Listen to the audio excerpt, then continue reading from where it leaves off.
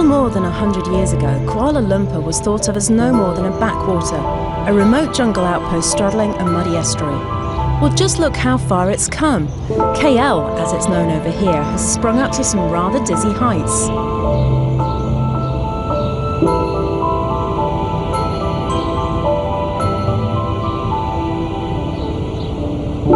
A city with ambition, desperate to outshine, outsmart and literally tower over the competition. It has plenty of attractions to persuade the holidaymaker to stay. And the visitor who perhaps receives the warmest welcome here is the dedicated shopper. There are 52 main shopping areas to choose from. KL thinks of itself as one of the most forward-thinking, corporate-minded cities. And on the smooth, chrome and shiny face of it, that's how it seems. The last few years may have created a homogenised metropolitan culture on the surface, but down on the streets there's still the atmosphere of the Orient, although which part isn't exactly clear. There are many influences here, which probably goes to explain why the food is so varied and good.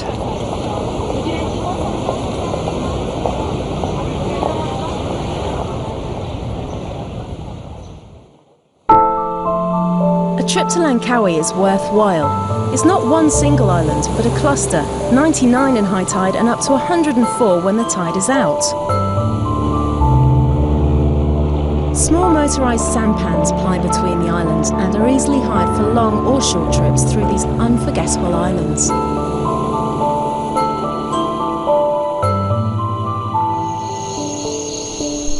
It's almost a relief that there's very little in the way of sightseeing opportunities on the rest of the island to drag you away from this gentle oasis of calm. But one activity that's really worth the mild exertion is a jungle walk run by various tours. These guides can point out things you'd never have imagined. Here you can experience the creatures of the rainforest in their natural setting.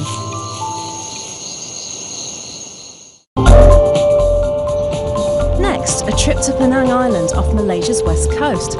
First stop is the island's biggest street market in Georgetown, the capital of Penang. A great place to see the locals go about their business.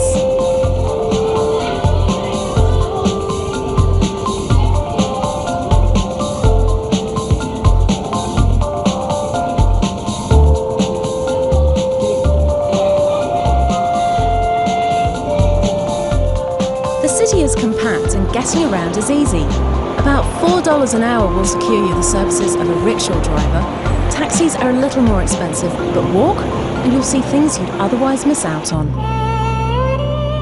It's a 3-hour drive east to Banding Island, which for most travellers is just a stopping off point midway between coasts. But venture out onto Lake Tenanggor and suddenly you find yourself in the world's oldest rainforest, still standing after 130 million years. The lake is a rather more recent addition to the landscape, but that doesn't mean it's not wildly atmospheric. You can pitch tents here and experience the natural world at its best. There are no showers, no toilets, but these things are worth passing up on for the chance to wake up with the rainforest right outside your tent.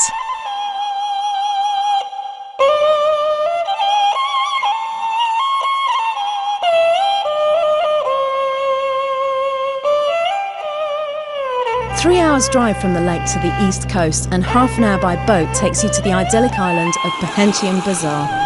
Perhentian Bazaar isn't short of great swimming and beaches, and thanks to its excellent coral, there are plenty of dive centres around the island. And there's always plain old snorkelling. However you choose to explore Malaysia and her islands, you'll be more than satisfied.